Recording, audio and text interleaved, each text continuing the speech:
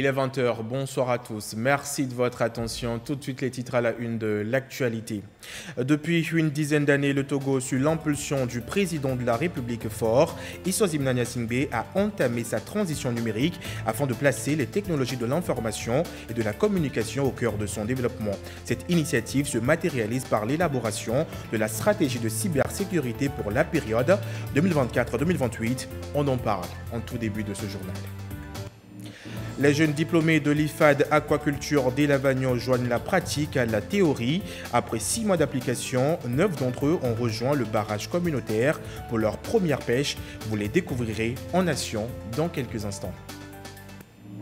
Et puis nous irons à Kara où l'association des donneurs bénévoles de sang de la région a célébré en différé hier la journée mondiale du donneur de sang, journée célébrée chaque 14 juin. La célébration a été marquée par une séance de sensibilisation et une opération de collecte de sang. Voilà pour l'essentiel. Oui, bonsoir à tous. Vous suivez le 20h. Nous ouvrons ce journal avec cette audience du président de la République, Faure Issoizimna Gnassingbé. Il a reçu l'ambassadeur de la République populaire de Chine au Togo, son Excellence M. Chao Weidong, ce vendredi. Le renforcement des relations de coopération bilatérale entre les deux nations et la préparation du prochain forum sur la coopération sino-africaine étaient au cœur des échanges. Ramdan Bassina. Un grand plaisir, un grand honneur pour moi d'être reçu par son Excellence, Monsieur le Président de la République. Tout à l'heure, nous avons apporté sur les relations d'amitié et de coopération entre la Chine et le Togo. Nous devons profiter de cette occasion pour exprimer notre volonté de renforcer ce partenariat historique et amical entre nos deux pays. Nous avons aussi apporté la préparation du prochain sommet du forum sur la coopération sino-africaine. Nous voudrions profiter de cette occasion pour planifier ensemble le partenariat dans le futur entre la Chine et l'Afrique en général, entre la Chine et le Togo en particulier.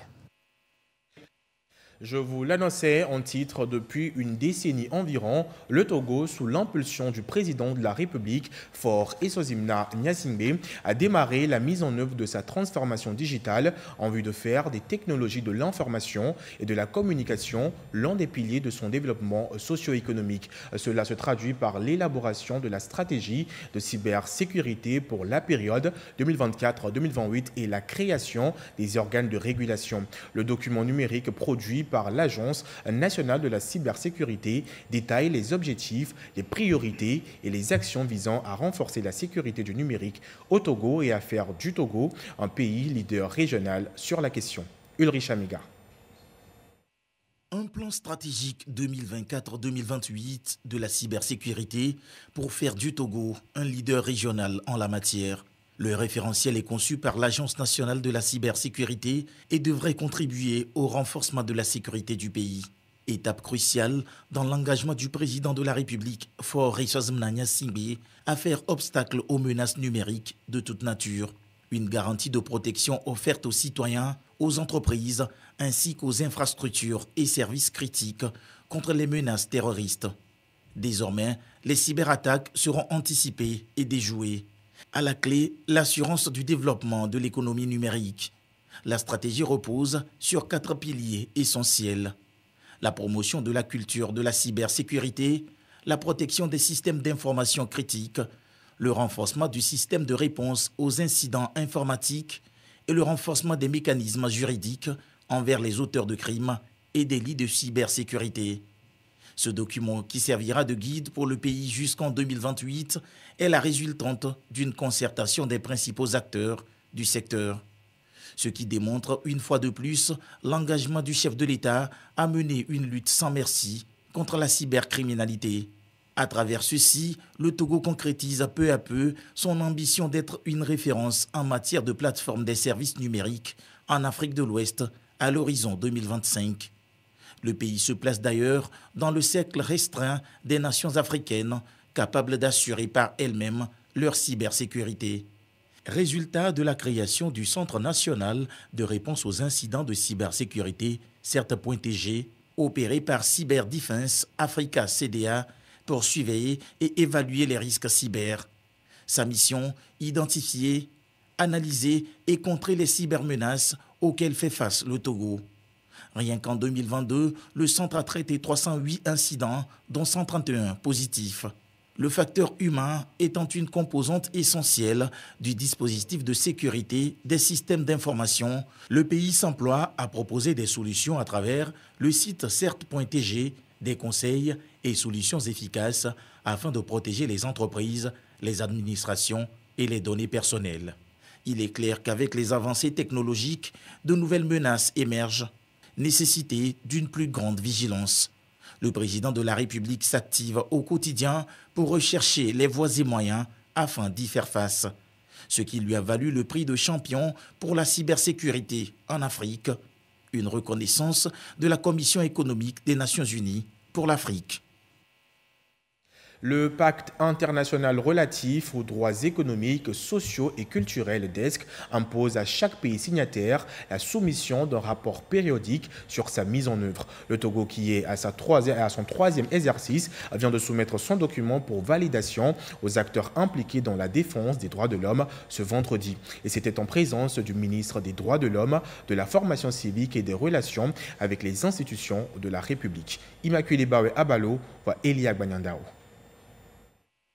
Le travail décent, la sécurité sociale, la santé, l'alimentation, l'éducation, l'accès à l'eau, au logement, à un environnement sain et à la culture sont des droits humains. Ce sont des conditions essentielles à une vie digne et libre. Le Togo, comme tous les États partis au pacte international relatif à ces droits, s'est engagé à présenter des rapports sur les mesures et les progrès accomplis en vue d'assurer le respect de ces droits.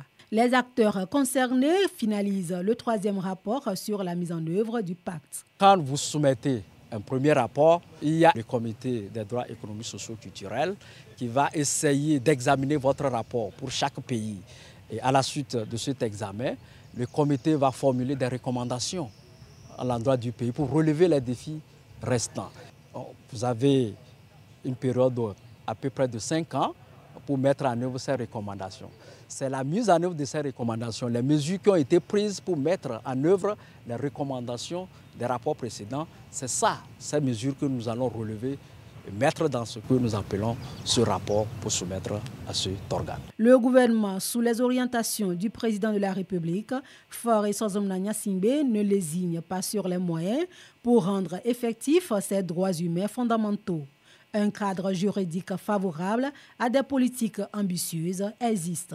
Il s'agit entre autres de la Constitution du 6 mai 2024 qui garantit à chaque citoyen l'égalité des sexes à l'article 3 de son annexe du Code du travail de 2024 qui interdit et punit toute discrimination directe ou indirecte en matière d'emploi et de profession.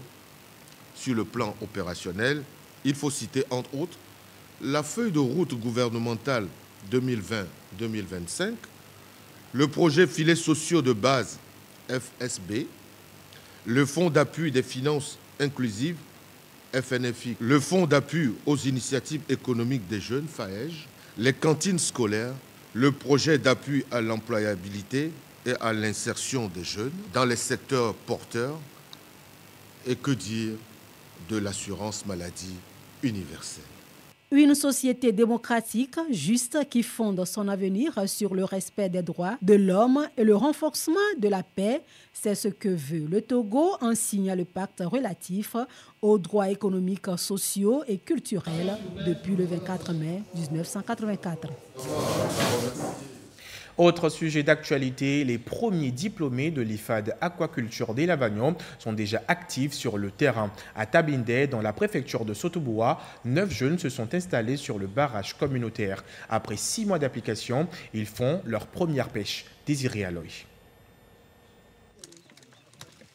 Des produits de pêche, résultat des efforts consentis. C'est l'expérience réussie de 9 jeunes, dont une fille, diplômée de l'Institut de formation en alternance pour le développement en aquaculture IFAD de Lavagnon. Après 3 ans de formation, ils se sont réunis en coopérative Kacho Ebi et Espoir Revient, puis installés sur ce barrage à Tabindé, 15 km à l'est de la ville de Sotoboua. 6 mois d'application, avec un résultat satisfaisant. Nous venons de faire sortir des poissons 3 tonnes. Nous voudrions dans 2 mois, 3 mois, faire encore une pêche au-delà de 7 tonnes. Nous sommes très fiers de l'IFAD qui nous a formés. Je remercie le président de la République pour ses efforts. Grâce à lui, aujourd'hui, nous sommes très heureux car nous sommes devenus des entrepreneurs.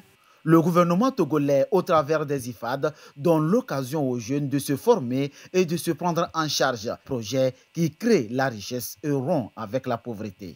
Nous sommes vraiment très satisfaits. C'est une formation complète, une formation de qualité, une formation professionnelle qui leur a permis de réaliser ce que vous venez de voir. Cette formation leur permet également de s'installer, de vivre en autonomie, de recruter d'autres jeunes avec qui ils peuvent travailler. C'est le lieu de remercier le chef de l'État, son excellent Faure Essozi Nyasigbe, qui a eu la noble vision de mettre en place cet institut qui a permis à ces apprenants de réaliser ce que vous venez de voir. Les IFAD ont de l'avenir.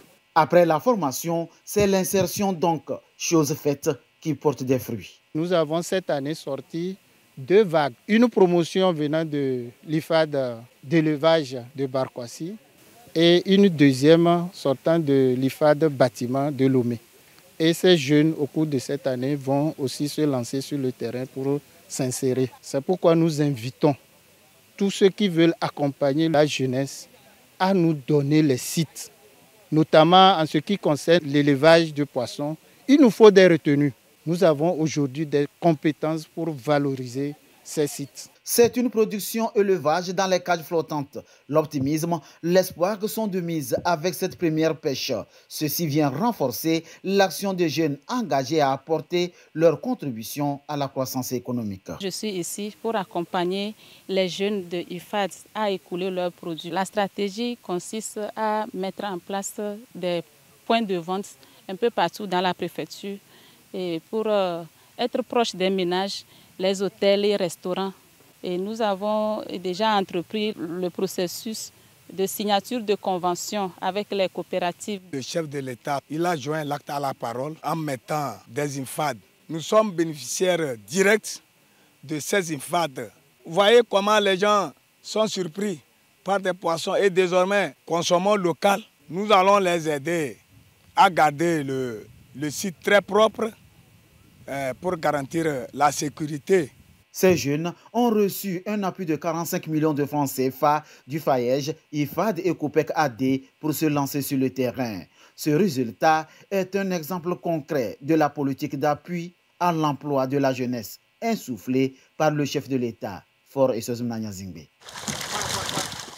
C'est dans une bonne ambiance que les différents acteurs de la plateforme portuaire de l'Alliance pour la promotion du port de Lomé ont célébré ce vendredi leurs 30 ans d'existence. La célébration a été marquée par une causerie débat sur le thème « Le port de Lomé et son corridor à l'ère de la ZLECAf, tenant et aboutissant ». Le point avec Kossi Ali et Elia Gbanyandao. Le port autonome de Lomé, premier port en Afrique de l'Ouest et centrale, 94e au plan mondial. Cette plateforme doit en partie sa performance à l'engagement et au travail bien fait de ses agents réunis au sein de l'Alliance pour la promotion du port de Lomé, A2PL. Après 30 ans d'activité, une pause est ici marquée pour célébrer l'Alliance qui a travaillé d'arrache-pied pour le développement des activités du port et fructifier le corridor de transport des marchandises. Le thème retenu pour ce jubilé de perles, le port de Lomé et son corridor à l'ère de la ZLECAf, tenants et aboutissements. Nous avons développé ce que c'est que la ZLECAf, ses objectifs, où est-ce qu'on veut aller et quels sont les avantages que cela offre à nos pays, particulièrement les PMI, PME. 80% de nos activités sont pilotées par ces petites et moyennes entreprises. Nous avons exploré très rapidement les atouts qu'offre notre port autonome de Lomé et son corridor. A2PL regroupe les principaux acteurs de la plateforme portuaire. Il y a eu un travail qui a été très bien fait et d'ailleurs c'est l'occasion d'appeler tous les opérateurs économiques, tous les acteurs de la plateforme portuaire à redoubler d'ardeur pour que dans les 40 ans, 50 ans, que le port de Lomé soit l'ultime port de l'Afrique que nous ayons connu. Nous avons plusieurs activités socio-culturelles, éducatives qui marquent les 30 ans de l'Alliance. Des efforts ont été faits par l'ADPL afin de permettre au port autonome de Lomé d'être efficace et plus compétitif. L'ambition est de devenir, dans les années à venir, le meilleur sur le plan africain. Notre reconnaissance va à tous les acteurs de la chaîne des transports et de la logistique portuaire qui, par leur contribution quotidienne, ont fait du port de Lomé une référence sur l'échiquier international.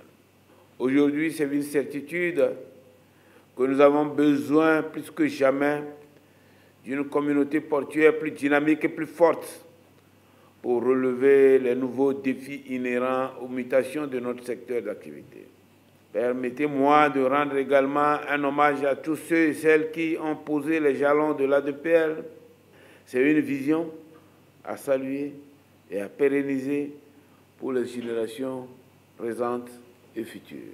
Créée en 1994, l'Alliance pour la promotion du port de Lomé, ADPL, après 30 ans d'activité, manipule aujourd'hui plus de 30 millions de tonnes contre 5 à 10 millions de tonnes au début de sa création. De leur côté, les promoteurs de la foire Adjafi ont lancé à travers un forum initié à Atakpamé la 12e édition de la foire Adjafi qui se tiendra du 22 août au 8 septembre prochain. Le thème retenu pour cette 12e édition est celui développé au cours du forum organisé à Atakpamé à l'endroit des jeunes entrepreneurs. Il s'intitule « L'ASLECAF pour stimuler la commercialisation des produits ». Les détails de ce forum avec Sylvain Abdou. Des jeunes entrepreneurs, des très petites et moyennes entreprises prennent ici connaissance de la zone de libre-échange continentale africaine, ZLECAf.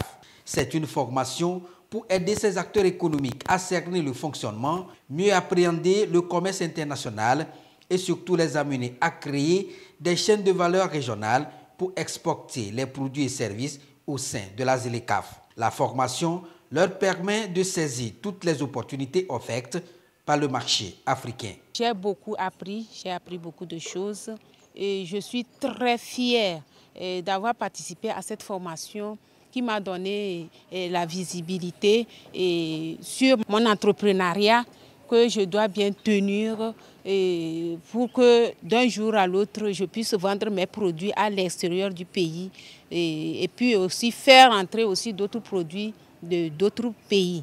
Les 2 jours m'ont permis de me situer par rapport à la charte surtout, la charte qui décrit les différentes catégories d'entrepreneurs. Donc avec ça, je me suis retrouvé, je sais à quelle catégorie j'appartiens désormais pour pouvoir me lancer. Le thème retenu, la ZLECAf pour stimuler la commercialisation de nos produits transformés et pérenniser les acquis. Ce thème est également celui retenu pour la 12e édition de la foire Adjafi. Une fois officiellement lancée à travers ce forum des jeunes à Atapamé. Ce forum est dédié à développer le thème central de l'édition, à le décliner, de sorte à ce que tous les acteurs et les parties prenantes puissent mieux se l'approprier et mieux l'aborder lors de l'édition en cours. Et cette édition a choisi d'aborder le thème de la ZLECAf, la zone de libre-échange. Et pour nous, c'est un challenge qui attend les jeunes entrepreneurs. C'est un challenge que nous devons relever ensemble. Et nous avons choisi de commencer par leur en parler, à attirer leur attention sur ce challenge-là qui nous attend si on veut rester entrepreneur, émergent et réussir en Afrique. Et Atapamé a été choisi pour accueillir ce forum dédié à la ZLECAf qui lance en même temps les activités de la foire Adjafi. Cette foire va se dérouler du 22 août au 8 septembre 2024 à Lomé. L'ambition à travers ce forum initié en prélude à la 12e édition de la foire Adjafi, c'est de soutenir les jeunes à améliorer leurs produits et services, mais aussi les aider à intégrer les dispositifs que l'État a mis en place pour être plus compétitifs sur le marché. D'une formation à une autre, la télévision togolaise Votre Chaîne continue la célébration de son 58e anniversaire. Pour marquer l'événement, depuis mardi se tient une formation à l'endroit de l'ensemble de son personnel, un atelier qui a duré 4 jours et qui a pris fin ce vendredi. Il leur a permis d'être aguerris sur comment développer et entretenir des relations de travail efficaces. Maoko Ayanor, Marie-Thérèse Nabédé. Le personnel de la télévision togolaise au grand complet. Ici, ils sont tous soumis à un exercice. Comment développer et entretenir des relations de travail efficaces pour la bonne marche du service. L'exercice est articulé autour de 3 modules. Communiquer efficacement pour motiver ses équipes, donner du feedback et la notion du travail d'équipe. Le point clé, c'est la question de la communication qui comporte l'écoute active, mais aussi comment on donne du feedback ou de la rétroaction à son collègue, à son patron. Puis on a travaillé beaucoup dans les jeux de rôle sur ce qui ne va pas ou ce qui va moins bien. Et nous sommes sortis avec une feuille de route, aussi bien avec le middle management, notamment les cadres, mais aussi des engagements de part et d'autre de la part du personnel. On a également travaillé sur la notion de travail d'équipe. Comment est-ce qu'on peut collaborer en équipe, comment est-ce qu'on peut capitaliser sur les compétences de chacun pour quand même arriver à atteindre un objectif. Plus de 6 heures de temps au contact des réalités et des relations entre administration et administrés. Au bout, un personnel dorénavant aguerri pour poursuivre le chantier d'une TVT orientée vers de grandes ambitions. J'ai retenu 2 choses. Il faut maintenir la bonne ambiance sur le lieu de travail, collaborer, communiquer suffisamment entre nous, les agents, et respecter la hiérarchie. Quand mes collègues me parlent, comment est-ce que je leur réponds? Comment est-ce que j'arrive à traiter les informations qui me sont données et pour pouvoir répondre à un travail efficace? Cela nous a permis d'abord de nous rendre coupables de certaines choses et aujourd'hui savoir que le chef ou le responsable doit aussi écouter son collaborateur. Non seulement être chef, donner des ordres, mais écouter.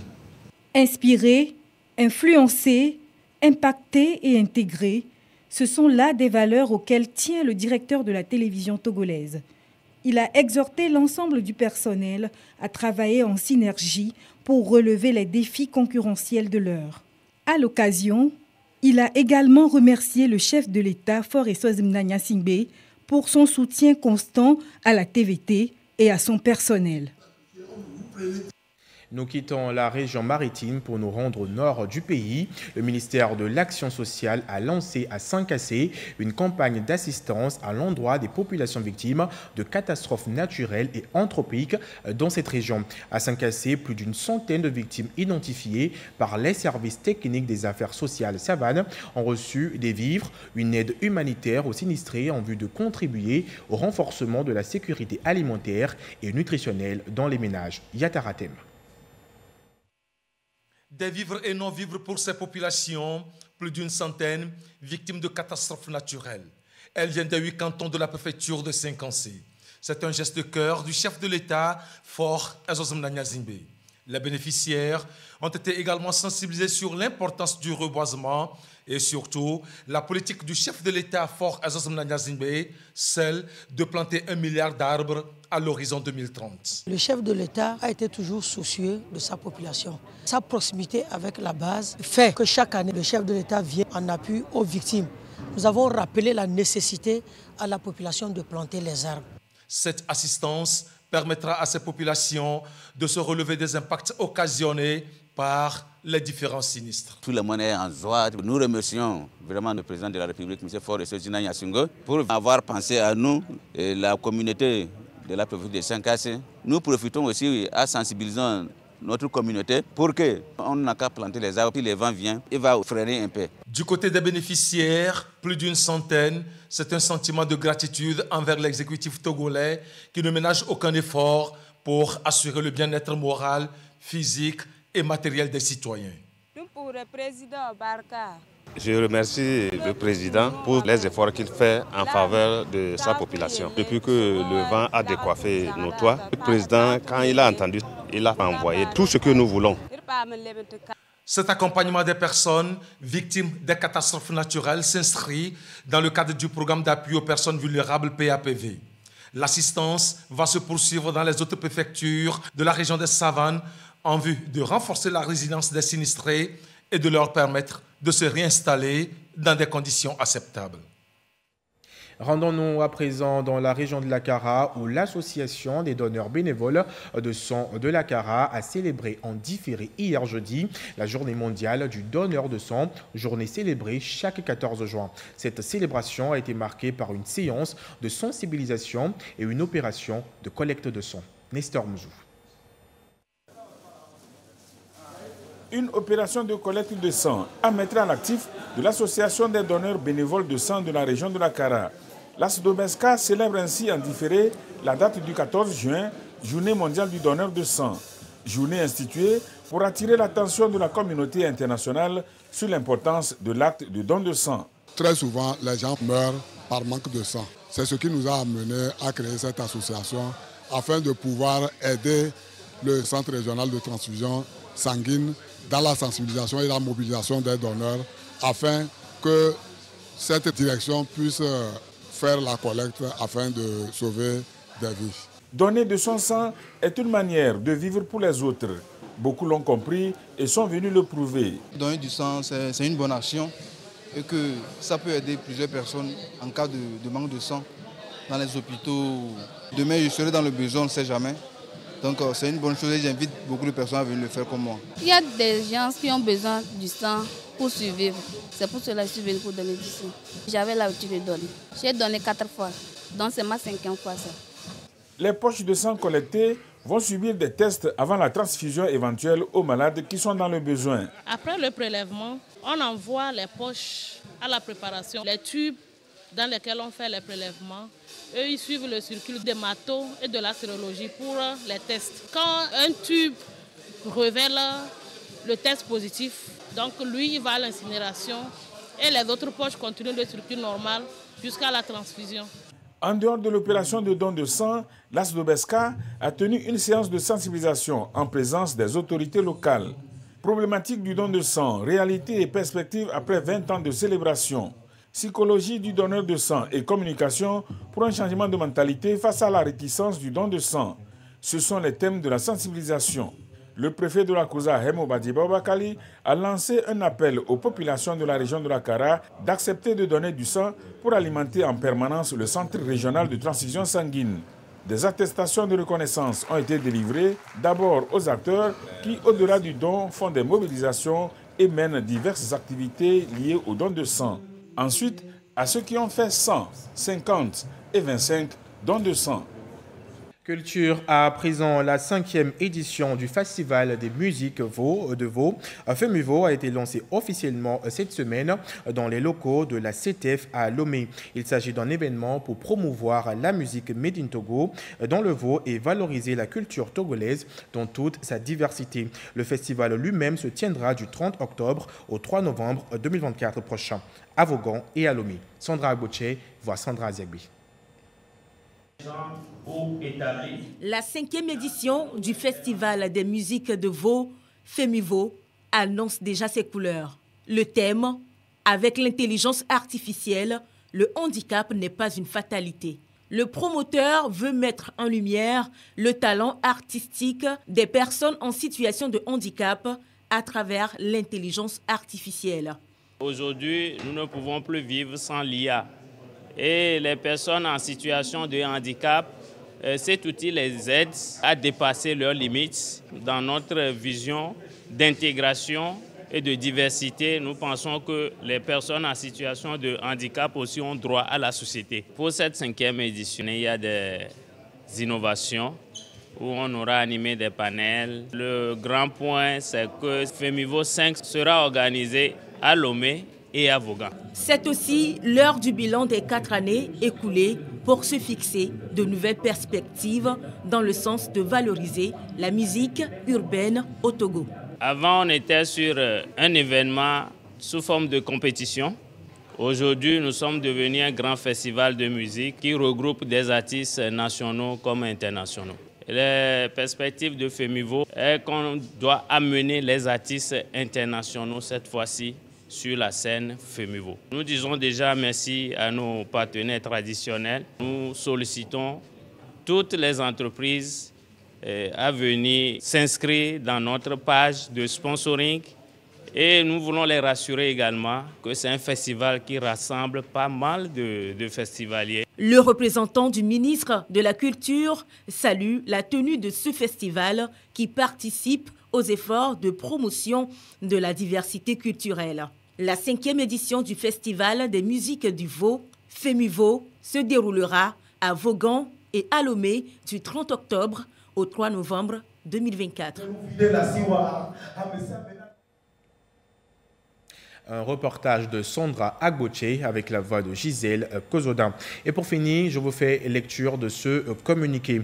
Le ministre des Armées communique les candidats déclarés admissibles après les épreuves écrites au concours d'entrée à l'école du service de santé des armées de Lomé, session 2024, sont priés de se présenter à la dite école le mercredi 14 août 2024 à 7 h. Tous ceux qui ne se seront pas présentés avant le samedi 17 août 2024 à 12h00 seront considérés comme démissionnaires. La liste des candidats déclarés admissibles sera publiée dans le quotidien Togo Presse et sur le site web du ministère des Armées, le www.defense.gouv.tg. Fin de ce journal. Merci à vous de nous avoir suivis. Nos programmes se poursuivent.